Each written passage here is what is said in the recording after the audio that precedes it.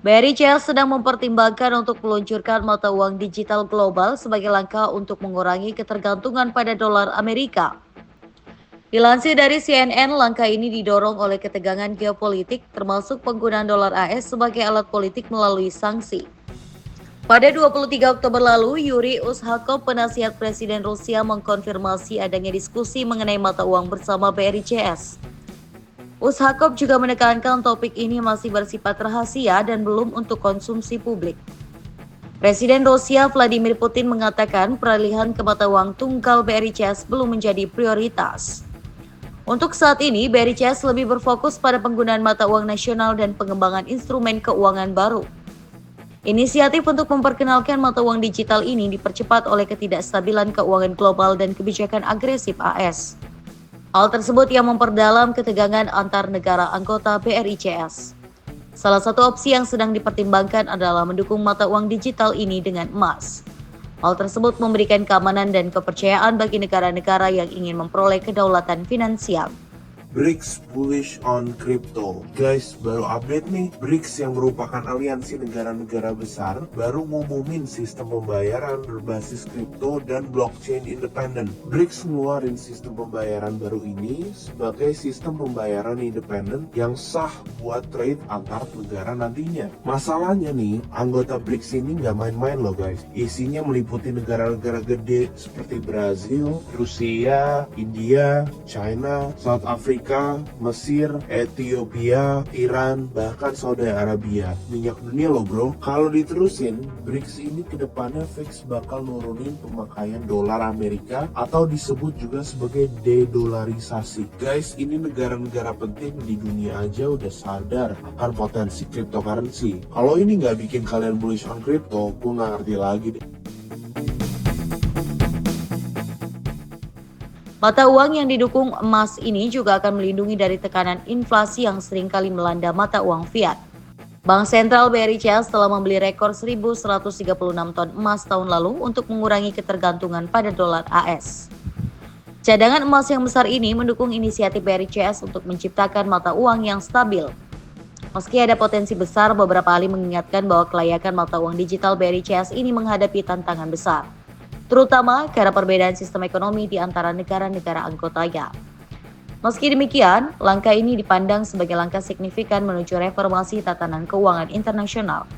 Diharapkan ini dapat meningkatkan efisiensi transaksi lintas batas dan memperkuat keterikatan ekonomi antara negara-negara anggota BRI CS. Sebagai bagian dari upaya mereka untuk merevolusi keuangan global, BRI CS baru-baru ini meluncurkan sistem pembayaran global.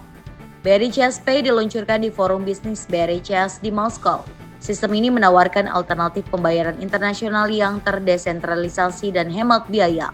Sistem ini memungkinkan transaksi lintas batas tanpa bergantung pada lembaga keuangan barat. BRI CS Pay juga mendukung mata uang digital dan stablecoin yang terikat pada mata uang nasional masing-masing. Mata uang digital dan sistem pembayaran BRI CS diharapkan dapat memperkuat pengaruh ekonomi BRI CS di panggung global. Selain itu, diharapkan juga dapat menciptakan alternatif yang stabil dan kredibel terhadap dolar AS.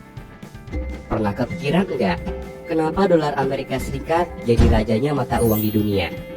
Kayak kalau lagi membicarakan transaksi internasional, pasti kita pakai dolar AS sebagai patokan.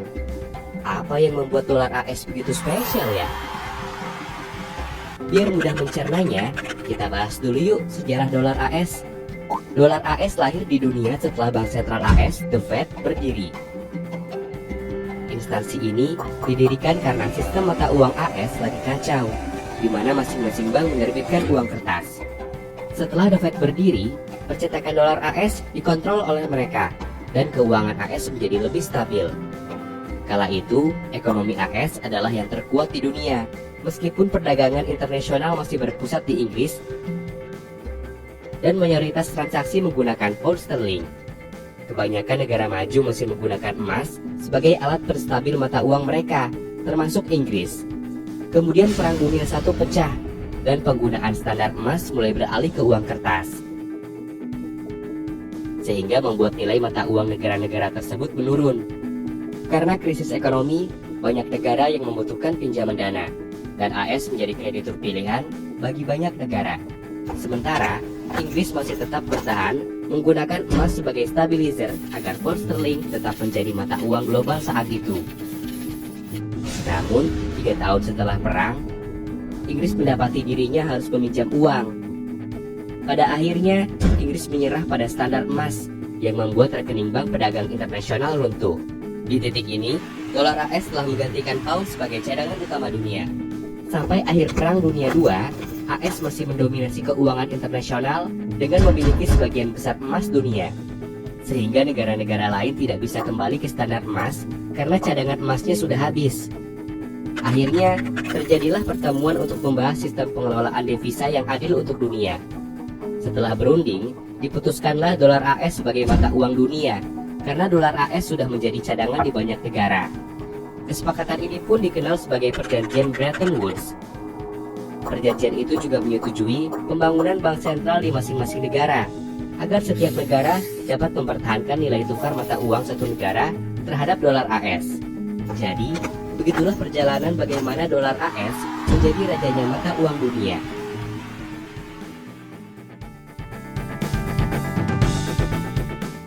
BRICS adalah aliansi yang terdiri dari 5 negara, Brasil, Rusia, India, Tiongkok, dan Afrika Selatan.